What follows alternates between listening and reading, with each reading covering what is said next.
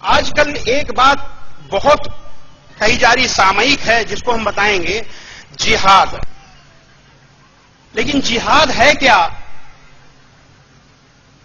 उसको हमारे हिंदू भाई जाने कि जिहाद है क्या। परमेश्वर ने मानवता का संदेश देने के लिए पैगंबर मोहम्मद सल्लल्लाहु अलैहि वसल्लम को इस दुनिया में भेजा। आपने जिस समय मक्का में सत्य का संदेश देना शुरू किया, उस समय मक्का में कुरैश सत्ता, ताकत और धन के नशे में चूर थे, घमंड में चूर थे। और घमंड क्या करता है? घमंड बुद्धि और विवेक को नष्ट कर देता है। और जब बुद्धि और विवेक नष्ट हो जाता है तो अच्छाई बुराई, सत्य और असत्य में भेद करने की क्षमता खत्म हो जाती है। मनुष्य नहीं समझ पाता कि क्या अच्छा क्या बुरा है, क्या सत्य है क्या असत्य है। तो उस समय जो कुरैश थे वो घमंड में थे, तो वो अच्छाई बुराई सत्य सत्य समझ नहीं पाए, पैगंबर मोहम्मद सल्लल्लाहु अलैहि वसल्लम के सत्य के संदेश को समझ नहीं पाए और वो उनके आपके विरोधी हो गए। तरह तरह से सताना शुरू किया, आपके ऊपर पत्थर फेंके, कूड़ा फेंका, आपकी जान लेने की कोशिश की, तरह तरह से अपमानित किया। आपके साथी, आपके सहयोगियों यानी मुसलमानों को उस समय अरब की तपती रेत पर भूखा प्यासा नंगा करके लिटाया। और ये सारा का सारा अत्याचार साल दो साल नहीं, कई साल तक चलता रहा।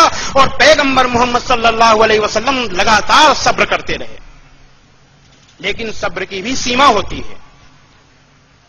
जब सीमा टूट जाती है तब युद्ध एक आवश्यकता बन जाती है। और उस युद्ध को युद्ध नहीं कहा जाता, उस युद्ध को धर्म युद्ध कहा जाता है।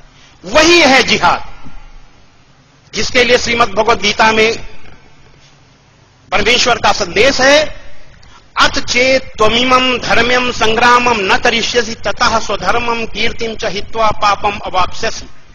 ऐ अर्जुन, यदि तू इस धर्मयुद्ध को नहीं करेगा तो अपने यश, अपने नाम और अपने धर्म दोनों को खोकर तू पाप को प्राप्त होगा।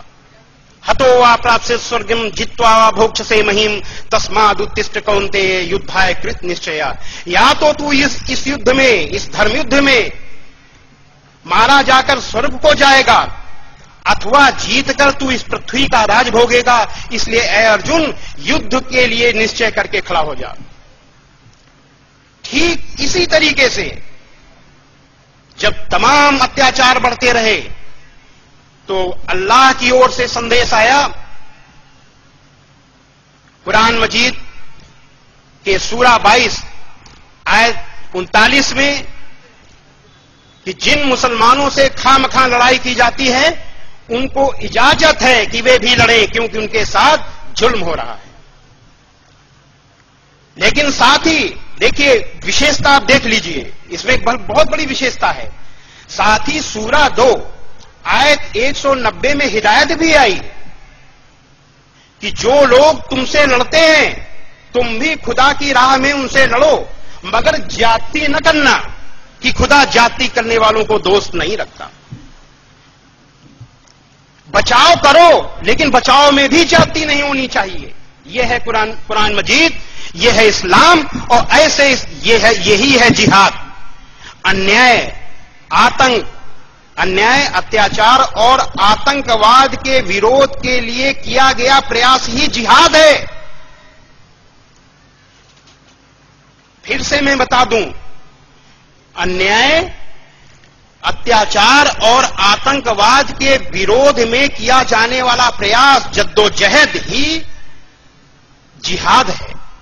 और ऐसे पवित्र शब्द को, ऐसे धर्मयुद्ध को आप आतंकवाद से जोड़ते हैं। मीडिया को शर्म आनी चाहिए और जो लोग इस तरीके की बातें करते हैं उनको भी शर्म आनी चाहिए।